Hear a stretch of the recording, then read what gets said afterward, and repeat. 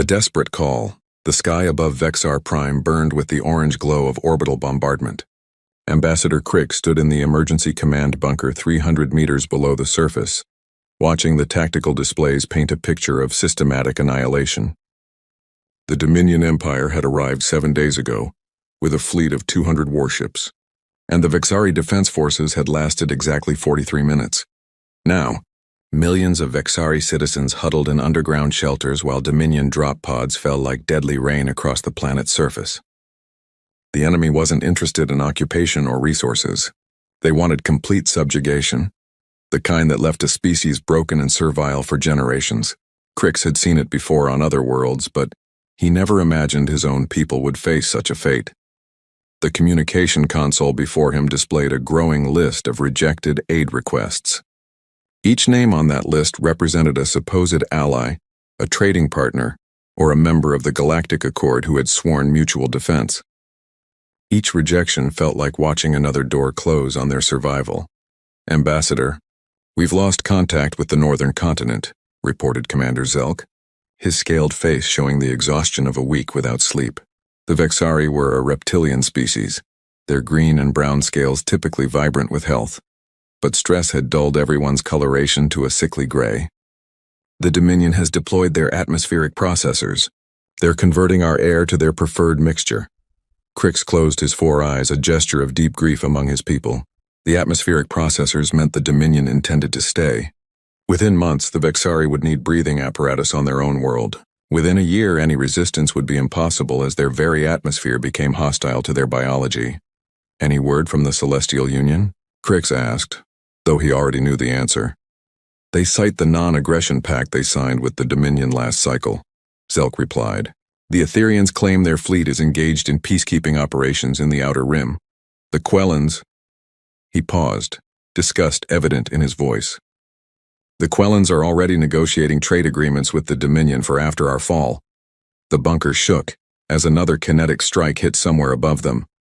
Dust fell from the ceiling, and several junior officers scrambled to check structural integrity readings. They were running out of time, and everyone knew it. "There must be someone," Crix muttered, scrolling through the database of known spacefaring civilizations. Most were either too far away, too weak, or already under some form of Dominion influence. The Empire had spent decades building their power base through intimidation and strategic alliances. Fighting them meant facing not just their fleets but the political isolation they could enforce. Then a name caught his attention, buried deep in the archived contact lists. Earth, the humans. Crix had heard stories about them, mostly from traders who'd ventured into their space. They were a young species by galactic standards, barely 2 centuries into FTL travel. But the stories were something else. Humans had fought 3 major interstellar wars in their short time among the stars, and they'd won all 3.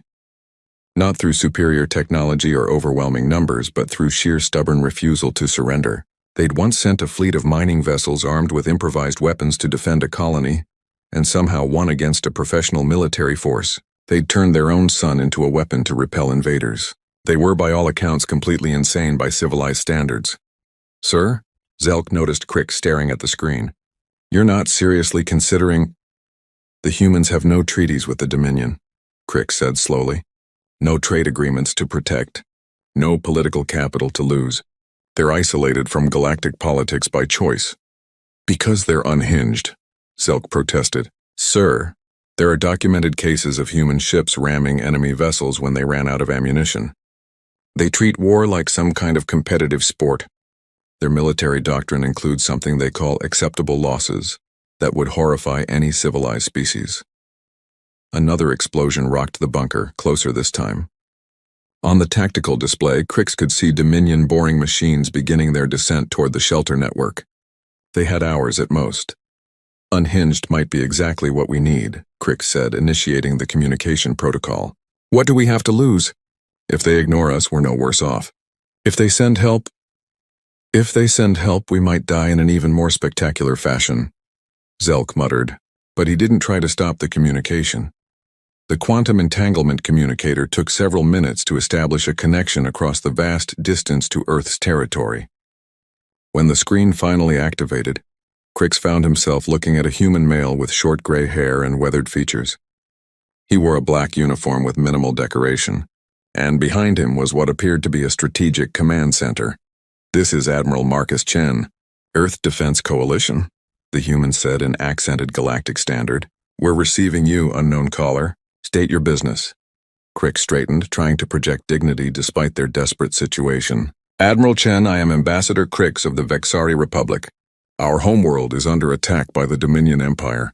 Our defenses have fallen, and our population faces extermination or enslavement. We formally request immediate military aid from Earth." The human's expression didn't change, but Crix noticed him gesture to someone off-screen.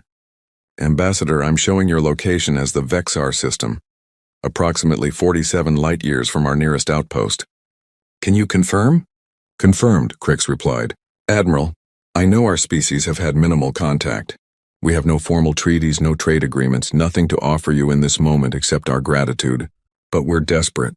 The Dominion is deploying atmospheric processors to make our world uninhabitable to us. We have millions of civilians in shelters that will be breached within hours. We need—" His voice cracked slightly. "Send us anything. We're getting slaughtered." Admiral Chen was quiet for a long moment, his dark eyes studying something off-screen. Crix could hear muffled voices in the background, what sounded like a heated discussion. The human military officer held up one hand, apparently listening to someone through an earpiece. "Ambassador Crix," Chen finally said, "I'm going to be direct with you. The Dominion Empire has been on our watch list for some time. They've been testing our borders, probing our defenses. We've been expecting them to make a major move, but we thought they'd come for us directly." Crix felt his heart sink.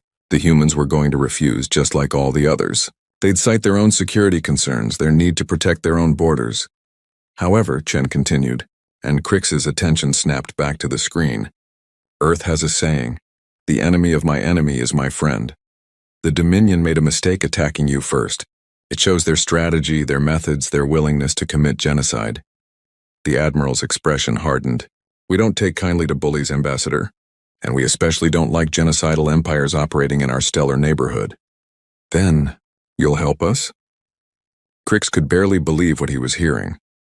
Chen smiled, and there was something predatory in that expression that made Crix understand why other species found humans unsettling. "Oh, we'll do more than help, Ambassador. You asked us to send anything." The Admiral turned to someone off-screen. "Prep the Prometheus for immediate departure, full combat loadout, and signal the Mars fleet. Tell them Operation Hammer is now active." "Admiral," Crix said quickly, "I should warn you, the Dominion has over 200 ships in our system. Their technology is advanced, their shields nearly impenetrable by conventional weapons." Chen's smile widened. "Ambassador, you said send anything. You didn't specify size limitations. The Prometheus isn't just anything, she's everything. 2.3 kilometers of human engineering, armed with weapons that violate at least 15 Galactic Accord treaties we never signed." He paused.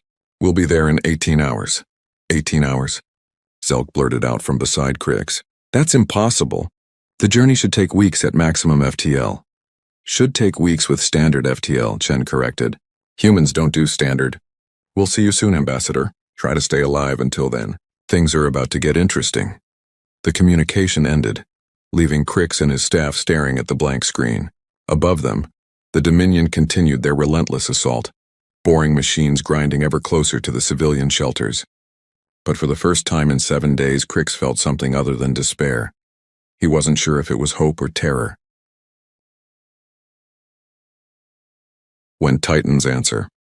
17 hours and 43 minutes after the communication ended, every sensor in the Vexar system screamed warning simultaneously. The Dominion fleet, arranged in perfect formation around Vexar Prime, suddenly found their instruments detecting a massive gravitational distortion approaching at impossible speeds. Commander Thrax of the Dominion Empire stood on the bridge of his flagship, the Inexorable Might, watching the readings with growing concern. "What is that?" he demanded, his forearms gesturing at the tactical display. "No ship creates that kind of subspace wake." "Unknown, Commander," his sensor officer replied, panic creeping into his voice. "The mass readings they must be malfunctioning. It's showing an object over 2 kilometers in length." "Impossible," Thrax snarled. "No species builds warships that large. It's impractical, inefficient."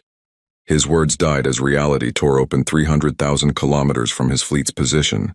The tear in space was visible to the naked eye, a writhing wound in the fabric of the universe that sparked with energies that shouldn't exist. And through that wound came humanity's answer to the Vexari's plea. The UES Prometheus emerged from what humans called a hellspace jump, like an ancient god of war taking physical form. At 2.3 kilometers long and nearly half a kilometer wide, it dwarfed every ship in the Dominion fleet. Its hull was not the smooth, elegant design favored by most spacefaring species, but a brutal architecture of angular armor plating, weapon emplacements, and siege shields that gave it the appearance of a flying fortress. In the Vexari command bunker, Ambassador Crick stared at the tactical display in shock. The human ship was impossible. It violated every principle of efficient starship design. The power requirements alone should have been prohibitive.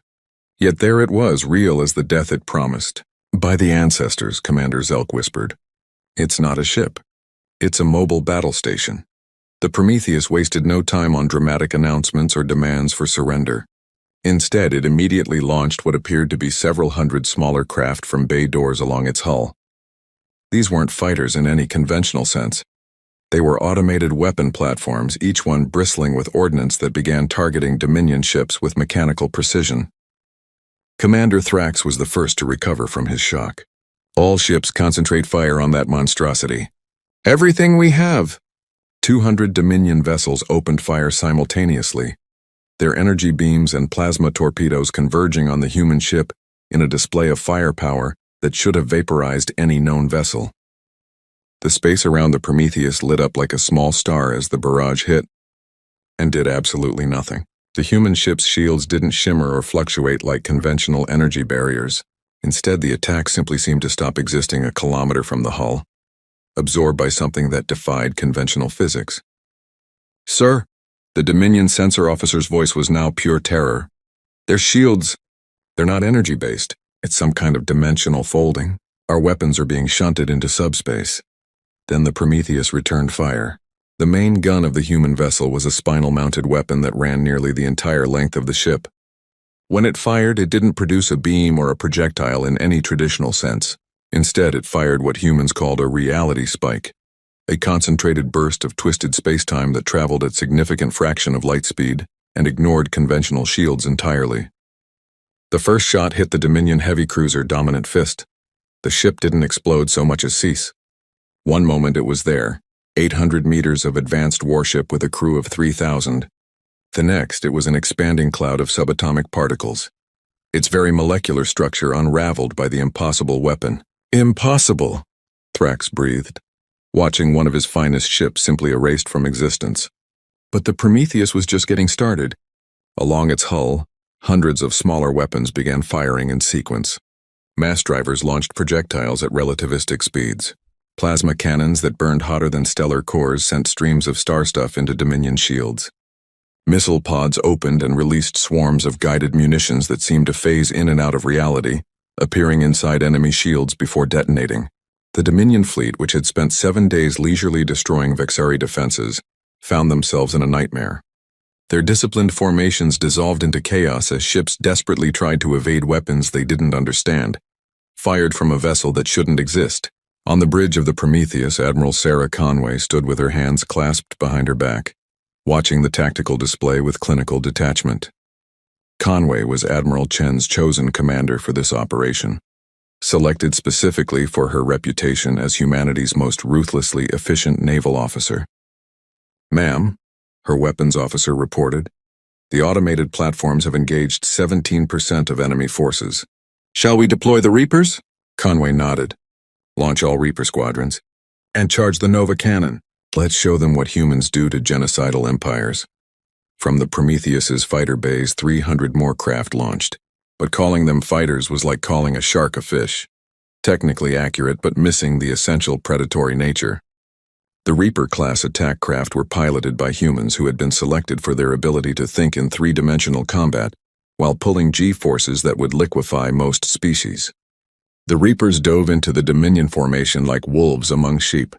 Where the Dominion fought with careful precision and calculated tactics, the humans fought with controlled chaos. Reaper pilots performed maneuvers that seemed to violate physics, using micro-jumps to appear behind enemy vessels, launching antimatter torpedoes at point-blank range, and then jumping away before the explosions consumed them. In the bunker, Crix watched the systematic destruction of the Dominion fleet with a mixture of awe and horror. In less than 30 minutes, the humans had destroyed 40 Dominion vessels and crippled dozens more. The atmospheric processors that had been converting Vexar Prime's air were priority targets, each one eliminated by surgical strikes from the Reaper squadrons. "They're not just winning," Zelk said quietly. "They're making an example." He was right. This wasn't just a rescue operation. This was a message to the entire galaxy about what happened when humanity decided to intervene. Commander Thrax, watching his fleet being methodically destroyed, made a desperate decision. All remaining ships form up for a concentrated assault on the human vessel. "If we can just breach their shields." It was the decision Admiral Conway had been waiting for. As the remaining Dominion ships formed into a tight attack formation, she smiled coldly. "They're bunching up. Fire the Nova Cannon." The Nova Cannon was humanity's answer to the question, what happens when you weaponize a miniature star? The weapon drew power from the Prometheus's 3 fusion reactors simultaneously, channeling it into a magnetic containment field that compressed hydrogen to the point of stellar fusion. The result was a directed stellar eruption, a beam of the same forces that powered suns. When it fired, space itself seemed to scream. The beam carved through the Dominion formation like a blade of pure light, vaporizing everything in its path. Ships didn't just die. They were reduced to their component atoms. Then those atoms were reduced to quarks. Then even those fundamental particles were torn apart by the sheer energy involved. In 12 seconds, 70 Dominion ships ceased to exist. The remaining Dominion forces broke. Military discipline collapsed entirely as surviving ships fled in all directions, their crews overcome by a primal terror that transcended species. They had come to Vexar Prime as conquerors, secure in their technological superiority and military might. They were leaving, those who could leave, with the knowledge that there existed a species that treated warfare not as politics by other means, but as an art form of applied destruction. Commander Thrax's flagship was one of the few to escape, jumping to FTL the moment their drives charged. As the inexorable might fled the system, Thrax sent a single message to the Dominion High Command: "Do not provoke the humans."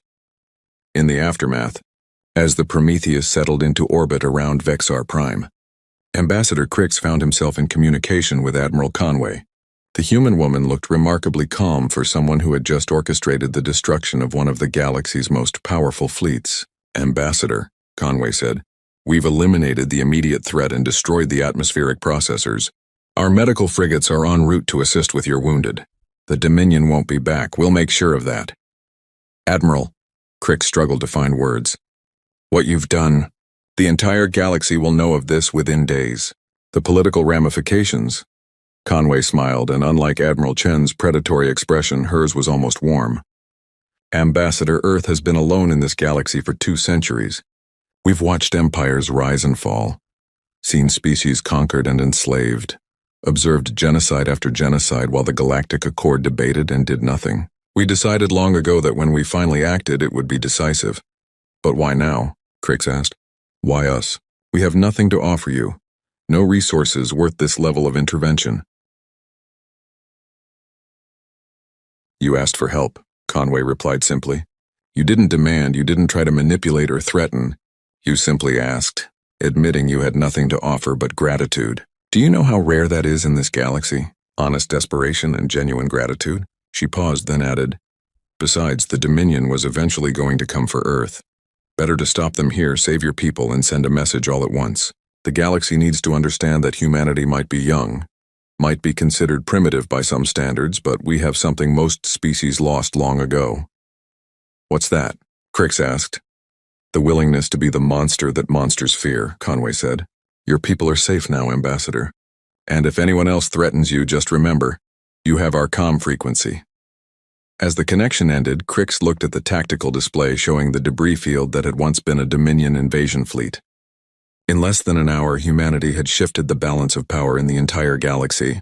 They had shown that technology and numbers meant nothing against a species that had turned warfare into science and violence into art. The Vexari were saved, but Crix wondered if the galaxy would ever be the same. The humans had announced their presence not with words or diplomacy, but with the complete annihilation of a fleet everyone had thought invincible. In the depths of space, the Prometheus hung like a dark angel over Vexar Prime, its very presence a warning to any who would threaten the innocent. Earth had sent more than a warship. They had sent a declaration. Humanity was done watching from the sidelines. The age of human intervention had begun,